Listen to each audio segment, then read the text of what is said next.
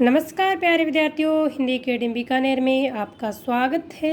हम पढ़ रहे हैं एनसीईआरटी की बुक्स कक्षा 9 की क्षितिज भाग 1, जिसमें हम 9 चैप्टर कंप्लीट कर चुके हैं। आज हमारा चैप्टर नंबर है 10।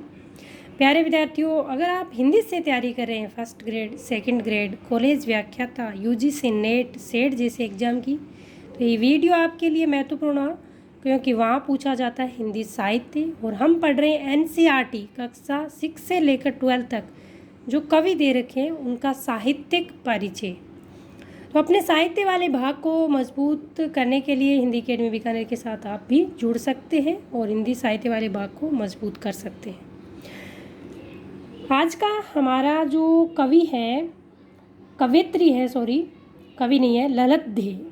नाम से पता ऐसे लगता है कि ये कवि है, जबकि ये कवि नहीं है, कवयित्री है ललतदेह।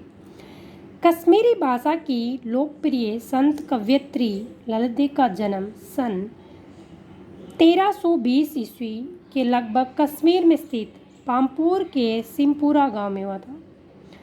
उनका जन्म कब हुआ? 1320 ईस्वी के लगभग। जन्म कहाँ हुआ? पामपुर के सिमपुरा गांव में। उनके जीवन के बारे में प्रामाणिक जानकारी नहीं मिलती है।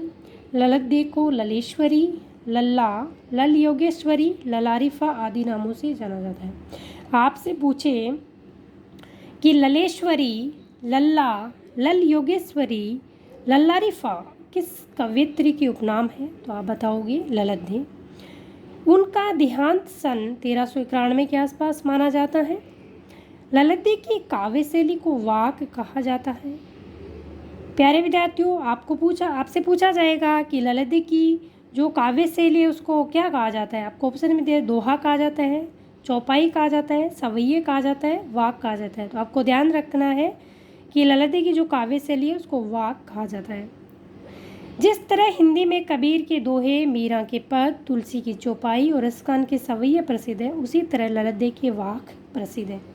अपने वाकों के जरिए उन्होंने जाति और धर्म की संकीर्णताओं से ऊपर उठकर भक्ति के ऐसे रास्ते पर चलने पर जोर दिया जिसका जुड़ाव जीवन से हो।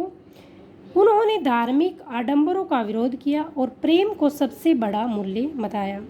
लोक जीवन के तत्वों से प्रेरित ललतदेह की रचनाओं में तत्कालीन पंडिताऊ भाषा, संस्कृत और दरबार के बोझ से दबी फारसी के स्थान पर जनता की सरल भाषा का प्रयोग किया। उस टाइम की, जिस टाइम ललतदेह कवि थे, उस टाइम में जो भाषा चलती थी वो पंडिताऊ भाषा का मतलब है संस्कृत भाषा। जो पढ़े लिखे लोग थे उन्हीं की समझ में आती थी, बाकी लोगों की समझ में नहीं आती थी। तो ललतदेह ने क्या किया? पंडिताऊ भाषा को छोड़कर जो अपनी जनता की भाषा होती है, सरल भाषा का प्रयोग किया। यही कारण है कि ललतदेह की रचनाएं सैकड़ों सालों से कश्मीरी जनता की स्मृति और वाणी में आज भी जीवित है। वे आधुनिक कश्मीरी भाषा का प्रमुख स्तंभ मानी जाती हैं। प्यारे विद्यार्थियों, हम साथ साथ में जो शब्द शुद्धि होती है उसको भी देखते हुए चलेंगे, क्योंकि हर हिंदी की एग्जाम में शब्द शुद्धि के 5 से 6 क्वेश्चन पूछे जाते हैं और वहाँ पर हमारे क्वेश्चन सही होने के चांस बहुत कम होते हैं, क्योंकि हम शब्द शुद्धि की शब्द होते हैं एक साथ पढ़ते हैं। एक साथ पढ़ने से बहुत सारे शब्द होते हैं और हमारे याद में नहीं रहते हैं। अगर हम जैसे हमने पढ़ा, ललतदेह के बारे में पढ़ा, तो एक एक शब्द पे अगर गौर किया तो हमारा हिंदी शब्दकोश भी बहुत विस्तृत हो जाएगा और हमारी जो शब्द शुद्धि की जो परेशानी है वो भी दूर हो। आज का हमारा शब्द है कवयित्री। ये शब्द शुद्धि में हर एग्जाम में लगभग पूछा ही जाता है। कवयित्री के बारे में पूछा जाता है कि कौन सा शुद्ध है, कौन सा अशुद्ध है। तो कवयित्री इस तरीके से लिखा जाता है। प्यारे विद्यार्थियों, पढ़ते रहिए, स्वस्थ रहिए, मस्त रहिए। जय हिंद, जय भारत।